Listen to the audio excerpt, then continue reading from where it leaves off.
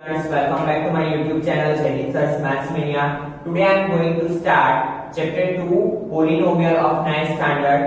This chapter is also important for 10th standard. So pay attention here. Today we will start exercise 2.1 and it is very easy exercise. तो यहाँ पे ध्यान देना. First question of exercise 2.1. Which of the following expressions are polynomials? हमें क्या बोला है? Which of the following expressions are polynomials in one variable and which are not? State reason for your answer. तो before starting exercise 2.1 मैं आपको थोड़ा revise करवा देता हूँ कि पोलिनोमियल किसे बोलते हैं. तो पोलिनोमियल किसे बोलते हैं आपको भी पता है कि जो भी एक्सप्रेशंस में, जो भी इक्वेशन में पावर क्या हो, positive and whole number. Whole number means 0, 1, 2, 3 up to infinite. इसे क्या बोलते हैं हम? पोलिनोमियल. अगर पोलिनोमियल का पावर, अगर एक्सप्रेशन का पावर नेगेटिव में है, जैसे कि x रेज टू -3 या x raise to fraction form में है 1/2, तो this expression is not a polynomial. क्यों? क्योंकि पोलिनोमियल की कंडीशन है उसका पावर ना तो नेगेटिव होना चाहिए ना तो फ्रैक्शन फॉर्म में होना चाहिए. ठीक है, तो यही एक कंडीशन आपको ध्यान में देनी है. Now see first question. For x square minus 3x plus 7. तो सबसे पहले क्या चेक करेंगे हम? वेरिएबल देखो यहाँ पे एक ही यूज हुआ है x, तो ये वन वेरिएबल तो है. देन क्या चेक करेंगे? पावर. पावर भी क्या है? Positive whole number. तो हम क्या लिखेंगे? Yes it is a polynomial in one variable. ठीक है, क्योंकि यहाँ पे एक ही वेरिएबल यूज हुआ है और पावर भी क्या है इसका? Positive whole number. ठीक है, नाउ सी सेकंड. ये एक्सप्रेशन में देखो एक ही वेरिएबल यूज हुआ है y के अलावा कोई भी अल्फाबेट्स यूज नहीं हुए हैं. तो yes it is a polynomial in one variable because इसका पावर भी क्या है? Positive number. ठीक है, so yes it is a polynomial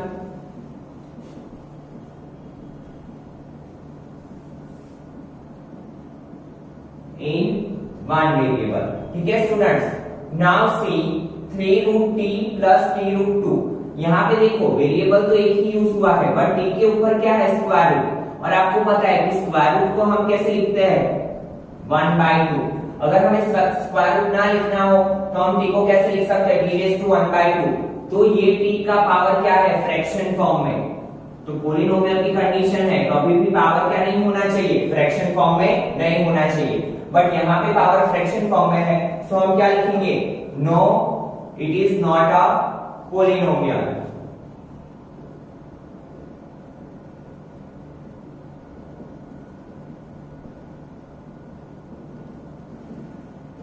ठीक है, देन y प्लस 2/y. ठीक है, अभी देखिए पहली नजर में हम देखेंगे ना तो हम बोलेंगे yes it is a polynomial, क्योंकि यहाँ पे एक ही वेरिएबल यूज हुआ है y और y का पावर भी क्या है? पॉजिटिव. 1 होता है, कुछ भी पावर ना हो दैट मींस 1. तो आप क्या बोलोगे? Yes it is a polynomial. But see यहाँ पे y कहाँ पे है? डिनोमिनेटर में. और आप स्मॉलर स्टैंडर्ड में पढ़ चुके हो कि अगर ये डिनोमिनेटर में से हम न्यूमरेटर में लेने जाए तो ये y का पावर क्या हो जाएगा? नेगेटिव. ठीक है, तो अगर हम ये y को ऊपर लेके जाएंगे तो ये क्या हो जाएगा? Negative power. तो नेगेटिव पावर कभी भी पोलिनोमियल में नहीं हो सकता. तो हम क्या लिखेंगे? No it is not a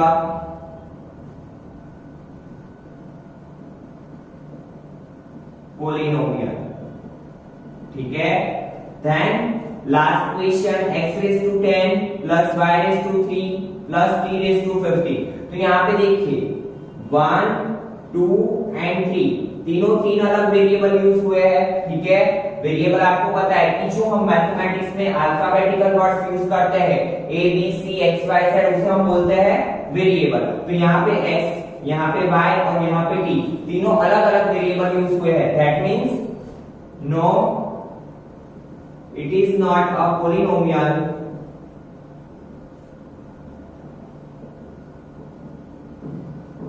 in one variable because यहाँ पे 3 अलग अलग वेरिएबल यूज हुए हैं, ठीक है। तो इसका आंसर क्या आएगा? नो। पता चला? अगर आपको इसमें नहीं पता चला है तो आप पहले का वीडियो देखना, क्योंकि उसमें मैंने पूरा बेसिक आपको एक्सप्लेन किया हुआ है। तो वो वीडियो देखोगे तो आपको ये एक्सरसाइज बहुत ही इजी लगेगी, ठीक है। बट फिर भी आपको कहीं पे कंफ्यूजन हो रहा है तो आप कमेंट सेक्शन में कमेंट डाल सकते हो। Now see question number 2, right the coefficient of x square in each of the following. Coefficient हम किसे बोलते हैं? तो x स्क्वायर के जो बाजू में वैल्यू होती है उसे हम क्या बोलेंगे? कोएफिशिएंट। तो now see 2 + x square + x, यहाँ पे हमें किसका कोएफिशिएंट लिखना है? x स्क्वायर का। तो x स्क्वायर के पास में कुछ भी वैल्यू नहीं है, ये वैल्यू हम नहीं लिख सकते, ठीक है, क्योंकि ये अलग टर्म हो गया। x स्क्वायर के एक्जेक्टली जो पास में जो वैल्यू होती है उसे हम क्या बोलते हैं? कोएफिशिएंट। तो यहाँ पे x स्क्वायर के पास में कुछ भी नहीं है, कुछ भी ना हो दैट मींस 1 होता है, 1 * x स्क्वायर, क्योंकि 1 के साथ किसी भी डिजिट का मल्टीप्लिकेशन एज इट इज होता है। तो यहाँ पे कुछ भी नहीं है तो हम क्या लिखेंगे? 1, ठीक है। तो यहाँ पे लिखेंगे कोएफिशिएंट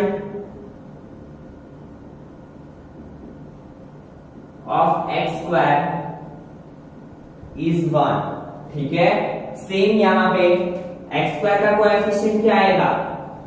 यहाँ पे देखिए माइनस साइन है तो हम क्या लिखेंगे? -1। जब भी माइनस हो क्वेश्चन में तो हम माइनस को कंसीडर करेंगे, ठीक है। तो यहाँ पे coefficient of x square is -1, ठीक है। देन थर्ड, तो सी x स्क्वायर के बाजू में क्या है? π/2, तो हम क्या लिखेंगे? Coefficient of x square is π/2, ठीक है स्टूडेंट। तो कोएफिशिएंट ऑफ x स्क्वायर क्या आएगा? π/2। नाउ √2x - 1, तो यहाँ पे देखिए कहीं पे आपको x स्क्वायर वाला टर्म दिखाई दे रहा है? नहीं दिखाई दे रहा है, ठीक है। तो क्या आएगा? Coefficient of x square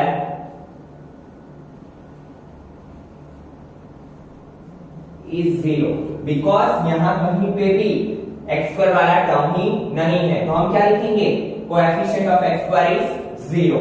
now third question, fourth question.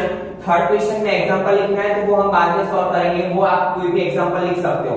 Now C fourth question, right the degree of each of the following polynomials. सबसे पहले डिग्री किसे बोलते हैं? ये मैंने पहले के वीडियो लेक्चर में समझा है, बट फिर भी आपको बता रहा हूं कि जो greatest power of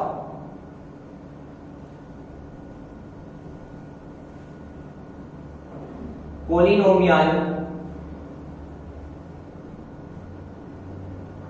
is known as degree। यहां पे बिगेस्ट लिखेंगे हम, biggest power of polynomial is known as degree. जो सबसे बड़ा पावर होता है पोलिनोमियल का उसे हम क्या बोलते हैं? डिग्री। जैसे कि यहाँ पे हमारे पास एक्सप्रेशन है 5x³ + 4x² + 7x, तो देखिए इसे हम क्या बोलते हैं? पावर। और ये क्या होता है? बेस। तो ये पूरे पोलिनोमियल में सबसे बड़ा पावर कौन सा है? 3, ठीक है। तो क्या आएगा? बिगेस्ट पावर क्या आएगा? 3। तो यहाँ पे डिग्री क्या आएगी? 3। तो यहाँ पे लिखेंगे degree of polynomial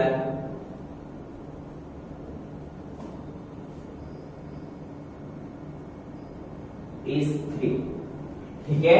degree of polynomial क्या आएगी? 3। उसके बाद 4 - y²। तो यहाँ पे देखिए सबसे बड़ा पावर कौन सा है? 2। तो क्या लिखेंगे हम? Degree of polynomial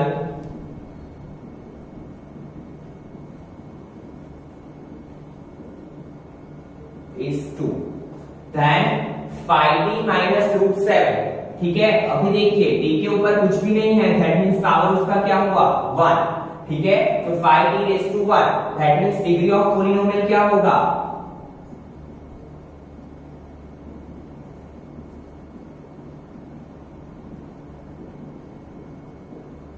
degree of polynomial is 1।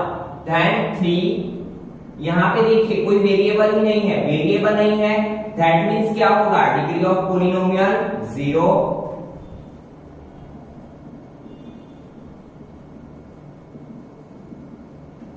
कैसे? सपोज मैं आपको एग्जांपल देता हूं, जैसे कि यहाँ पे 3x⁻0 है, मैंने क्या लिखा? Degree of polynomial 0। x का पावर 0 है, किसी भी वेरिएबल का अगर पावर 0 हो तो हम क्या लिखते हैं? 1। किसी के ऊपर भी पावर 0 हो तो वो क्या हो जाता है? टर्म 1। तो 3 × 1 = 3। तो दैट मीन्स यहाँ पे क्या होगा, पावर क्या होगा 0, क्योंकि यहाँ पे कोई भी वेरिएबल नहीं है। तो क्या हुई degree, degree of polynomial is 0। Then classify the following as linear, quadratic and cubic. See, linear, quadratic और क्यूबिक में हम कैसे डिवाइड कर सकते हैं, तो यहाँ पे ध्यान दीजिए, जो भी पोलिनोमियल में बिगेस्ट पावर 1 हो तो उसे बोलते हैं लीनियर, बिगेस्ट पावर 2 हो तो उसे क्या बोलेंगे हम, क्वाड्रेटिक, और अगर बिगेस्ट पावर 3 हो तो हम उसे क्या बोलेंगे, क्यूबिक पोलिनोमियल।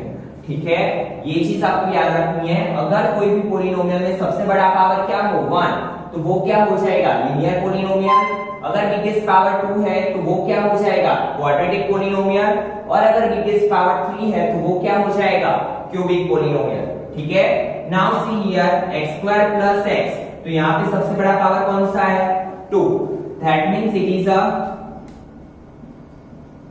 Quadratic polynomial. ठीक है, देन सी, यहाँ पे सबसे बड़ा पावर क्या है 3, तो ये क्या हो जाएगा, cubic polynomial.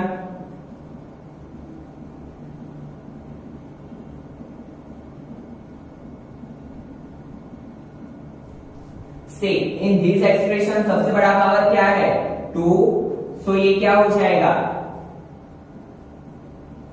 Quadratic polynomial.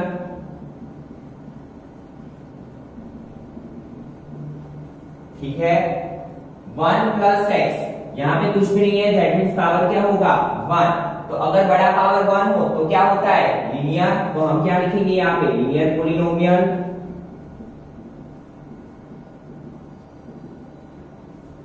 3t, यहाँ पे भी कुछ भी नहीं है, दैट मीन्स सबसे बड़ा पावर क्या हुआ 1, तो ये क्या होगा, लीनियर पोलिनोमियल।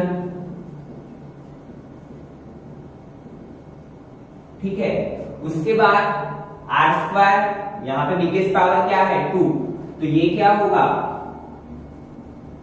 Quadratic polynomial. ठीक है, और उसके बाद है 7x क्यूब, तो यहाँ पे बड़ा पावर कौन सा हुआ 3, तो ये क्या हो जाएगा, क्यूबिक पोलिनोमियल।